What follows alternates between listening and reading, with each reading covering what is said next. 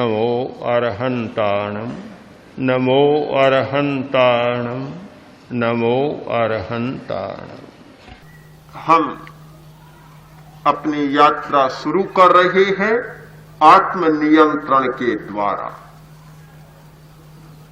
हम दो व्यक्तित्वों में जीते हैं, एक हमारा स्थूल व्यक्तित्व और एक हमारा सूक्ष्म व्यक्तित्व। सूक्ष्म व्यक्तित्व इस भौतिक शरीर से, पौद्गलिक शरीर से, इस औदारिक शरीर से जो हमारा संबंध है वह सारा हमारा स्थूल व्यक्तित्व है। हमें जीव माना जाता है, हम जीव के रूप में पहचाने जाते हैं, इसलिए कि हमारे स्थूल शरीर में कुछ ऐसी क्रियाएं हैं, ऐसे लक्षण हैं जो मनुष्य में या प्राणी में मिलते हैं, पदार्थ में नहीं मिलते। एक भेद रेखा खींची गई, एक पदार्थ और एक प्राणी। पदार्थ अचेतन, प्राणी चेतन।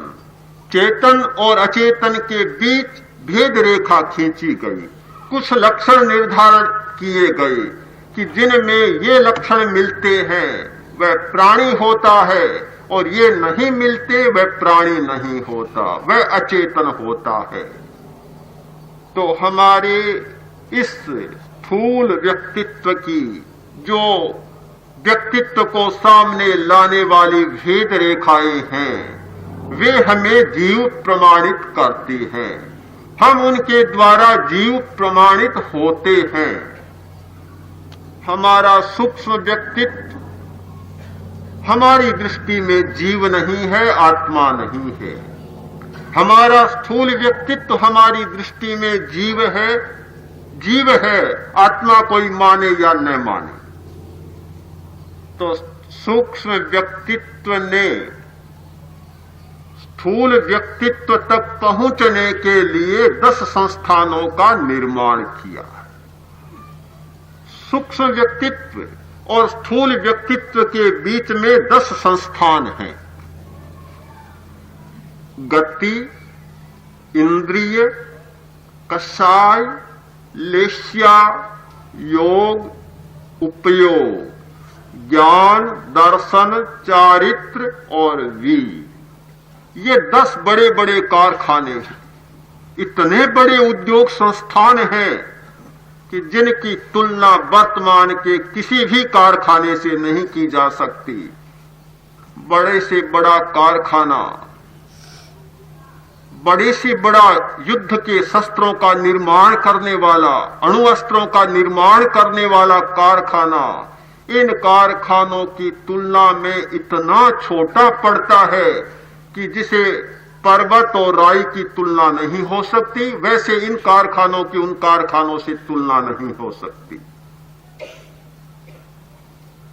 दुनिया भर के कारखानों को एकत्र करें, उनके आंकड़े एकत्र करें और एक हमारे स्थूल शरीर के कारखानों को एकत्र करें तो भी उनकी तुलना नहीं हो सकती।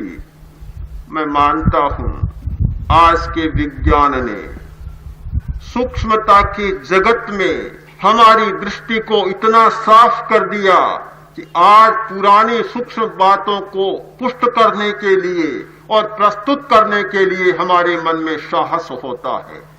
अन्यथा हम स्वयं भ्रांत रहते कि भला इतनी ऐसी गप्पे हाँक कर और क्या किया जाए, बड़ा एक ताज्जुब होता। किंतु आज विज्ञान का बहुत उपकार हमें मानना चाहिए कि वैज्ञानिकों ने इतने सूक्ष्म सत्यों का प्रतिपादन किया है कि हमारे अतीत में प्रतिपादित सूक्ष्म सत्यों को प्रतिपादित करने में आज हमें कोई संकोच नहीं होता। आप एक छोटा सा उदाहरण लें। हमारा शरीर जो बना है वह सेलों से बना है, कोषाणुओं से बना है। शरीर में हर कोशिका एक अवयव का निर्माण करती है। वे सेल कितने सूक्ष्म हैं? 1 इंच की लंबाई में 2500 कोषाणुओं को सीधा रखा जा सकता है। यानी 1 इंच की सीधी लंबाई एक एक कोषाणु को रखे तो 2500 कोषाणु उसमें समाये 1 इंच में। अब वे सेल इतने सूक्ष्म कोषाणु, वे कोषाणु, हर कोषाणु एक बड़ा कारखाना है, एक बड़ा कारखाना, और उसके 10 विभाग हैं, 11 विभाग हैं। जैसे एक कारखाने में अलग अलग डिपार्टमेंट होते हैं, उसमें 11 डिपार्टमेंट हैं। अपना पावर हाउस है जो विद्युत पैदा करता है। प्रत्येक कोशिका के पास अपना मस्तिष्क है जो सारा नियंत्रण करता है। पाइप है, टंकियां है, फिल्टर है, सब कुछ भीतर है, पूरी की पूरी व्यवस्था है। और एक जो विभाग है वह जो भी प्राप्त होता है उसको रसायन के रूप में बदलता है, उसका रसायन बनाता है, विटामिन बनाता है, रसायन बनाता है। और प्रत्येक सेल में 10,000 से 1 लाख तक निर्देश लिखे हुए होते। यदि उनको छापा जाए तो एनसाइक्लोपीडिया ब्रिटेनिका जैसे 2000 वॉल्यूम निकल जाते हैं एक से। कहां आज के दुनिया के कारखाने, कहां तुलना हो सकती है। और ऐसे अरबों अरबों सेल हमारे शरीर में हैं, अरबों सेल। इतना सूक्ष्म जगत है हमारा।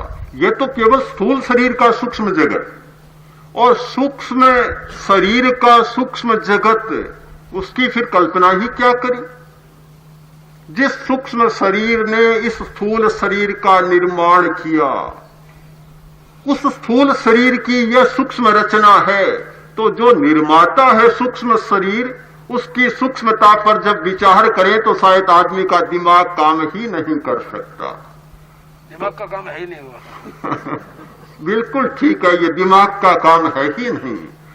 तो इस सूक्ष्म शरीर ने स्थूल शरीर के साथ संपर्क स्थापित करने के लिए या स्थूल शरीर को जीव का व्यक्तित्व प्रदान करने के लिए 10 बड़े बड़े कारखाने बीच में खोल रखे हैं।